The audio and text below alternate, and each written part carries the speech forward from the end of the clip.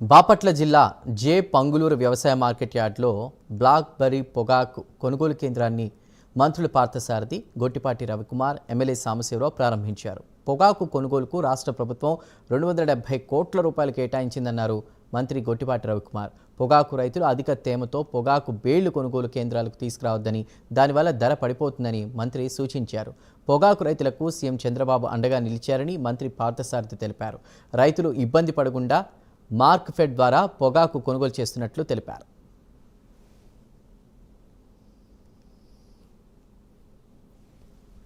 నుంచి బాగుంది కాబట్టి మన పంట వేసాము, కొద్దిగా బాగుంది బాగున్న పంట వేయాలని రైతులు కోరుకుంటారు కాబట్టి వేసాము. అది ఎక్కువైంది, వాళ్ళు దాన్ని అవకాశంగా తీసుకున్నారు. వ్యాపారస్తులు దాన్ని కొనకూడదని చెప్పి బాగా తగ్గించారు. అది 6,000, 3,000, 2,000 3 రకాల క్వాలిటీలు 3 రకాలుగా పడిపోయి అది అసలు కొనేవాళ్ళు లేకుండా పోయారు.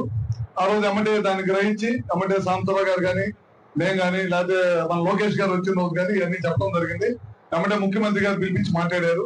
ఫండ్ వచ్చింది, ఏం కొనుగోలు చేయాలి, ఇప్పుడు దాకా ప్రైవేట్ వ్యాపారస్తులు ఎంత కొనుగోలు చేశారు, ఇవన్నీ కలిసిన ఒక నెల రోజుల నుంచి అధికారులన్నీ కూడా గ్రౌండ్ లెవెల్ లో తిరిగి అధ్యయనం చేసి ఏం చేయాలని చెప్పి మొన్న నిర్ణయించుకొని మొన్న రీసెంట్ గా జరిగిన కేబినెట్ లో 270 కోట్ల రూపాయలు ఓన్లీ పొగాకు కొనడానికి ఈ ప్రభుత్వం శాంక్షన్ చేసింది అనమాట.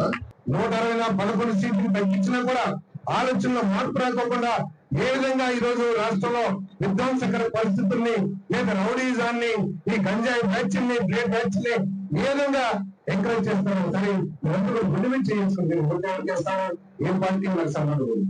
కానీ మీరు ఆలోచించాల్సిన సమయం అవసరం.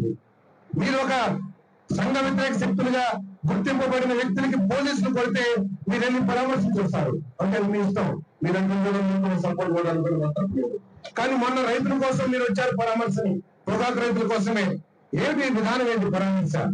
ఎవరు బాధలో ఉన్నా కూడా ప్రతి ప్రజాప్రతినిధి లేదా ప్రతి వ్యక్తి యొక్క బాధ్యత వారిని వెళ్ళి ఏదో వాళ్ళు కొంచెం ఇది చేసి మీకు సహకారం ఉంటాం, పనులు పరామర్శిస్తాం, తప్పలేదు. మనం చేస్తాము.